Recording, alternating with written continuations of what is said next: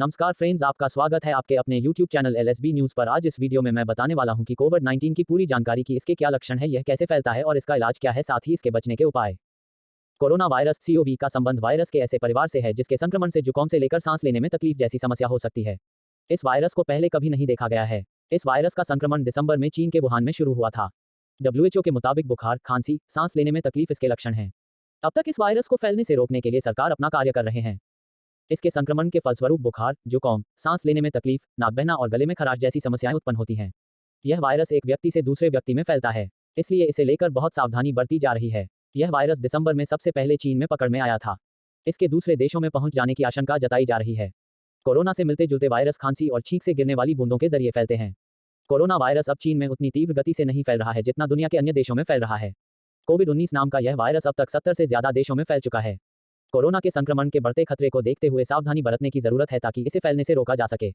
क्या है इस बीमारी के लक्षण? कोविड-19 कोरोना वायरस में पहले बुखार होता है, इसके बाद सूखी खांसी होती है और फिर एक हफ्ते बाद सांस लेने में परेशानी होने लगती है।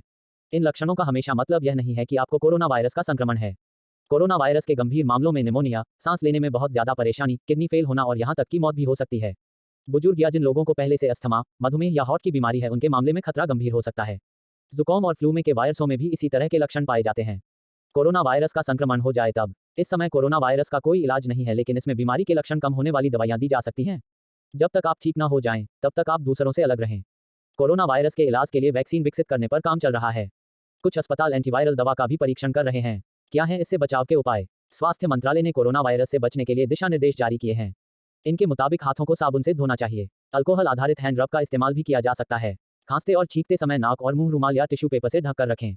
जिन व्यक्तियों में कोल्ड और फ्लू के लक्षण हो, उनसे दूरी बनाकर रखें। अंडे और मांस के सेवन से बचें। जंगली जानवरों के संपर्क में आने से बचें। मास्क कौन और कैसे पहनें? अगर आप किसी कोरोना वायरस से संक्रमित व्यक्ति की देखभाल कर रहे हैं, तो आपको मास्क पहनना होगा। जिन लोगों को बुखार, कफ या सांस में तकलीफ की शिकायत है, उन्हें मास्क पहनना चाहिए और तुरंत डॉक्टर के पास जाना चाहिए।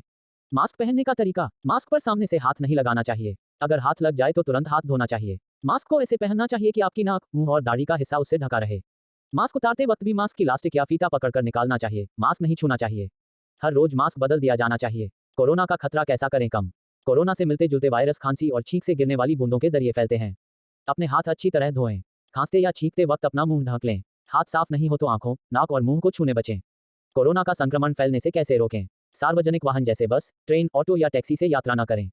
घर में मेहमान न बुलाएं। घर का सामान किसी और से मंगाएं। ऑफिस, स्कूल या सार्वजनिक जगहों पर न जाएं। अगर आप और भी लोगों के साथ रह रहे हैं, तो ज्यादा सतर्कता बरतें। अलग कमरे में रहें और साझा रसोई व बाथरूम को लगातार साफ करें। 14 दिनों तक ऐसा करते रहें ताकि संक्रमण का खतरा कम हो सके। अगर आप संक्रमित इलाके से आए हैं या किसी संक्रमित व्यक्ति के संपर्क में रहे हैं तो आपको अकेले रहने की सलाह दी जा सकती है। अतः घर पर रहें।